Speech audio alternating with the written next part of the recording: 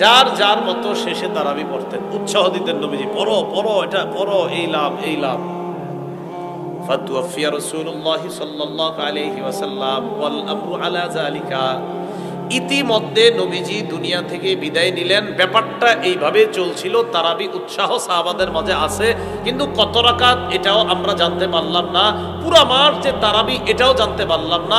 শুধু জানলাম নবী সাহাবাদেরকে নিয়ে 2 দিন বা 3 দিন তারাবি জামাতে পড়িয়েছেন, রসুল দুনিয়া থেকে বিদায় নিয়েছেন, বাকি সাহাবারা যার যার মতো নিজের মতো করে তারাবি পড়তেন।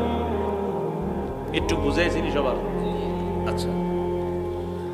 وكان الأمر على ذلك في خلافة أبي بكر الصديق رضي الله تعالى عنه وصدرا من خلافة عمر بن الخطاب। নবীজি চলে যাওয়ার পর খলিফা হলেন কে? আবু বকর সিদ্দিক। আবু বকর সিদ্দিক রাদিয়াল্লাহু তাআলা আনহুর জামানায়, ওনার যুগেও তারাবির সালাত এইভাবে উৎসাহ ছিল যে যার মতো তারাবির সালাত আদায় করতেন, এইভাবে উৎসাহ চলছিল। আবু বকর সিদ্দিক রাদিয়াল্লাহু তাআলা আনহু দুনিয়া থেকে বিদায় নিলেন, দ্বিতীয় খলিফা আসলেন কে? ওমর ফারুক রাদিয়াল্লাহু তাআলা আনহুর শুরুর দিকেও তারাবি এইভাবে যে যার যার মতো করে তারাবির নামাজ পড়তেন। কত রাকাত এটাও জানি নাই, পুরা মাস জামাতের সাথে পড়ছেন এটাও আমরা জানি নাই, শুধু জানছি নবী সাহাবাদেরকে নিয়ে 3 দিন বা 2 দিন জামাতে পড়ছেন, আর সাহাবারা যার যার মতো নিজেরা পড়তেন। আবু বকর সিদ্দিক বিদায় নিলেন, ওমর ফারুকের শুরু যুগ, তারাবির সিস্টেম এটাই চলছে। একটু বুঝছেননি সবাই? তাহলে এতটুকুর মধ্যে তারাবি জামাতের সাথে মাত্র কয়দিন পাইলাম? 2 দিন বা 3 দিন। কত রাকাত? কিতাবের নাম মুয়াত্তা মালিক, বুখারী তো আসছে এটা। শিরোনাম বা অধ্যায়ের নাম মা জাআ ফি কিয়ামি রমাদান।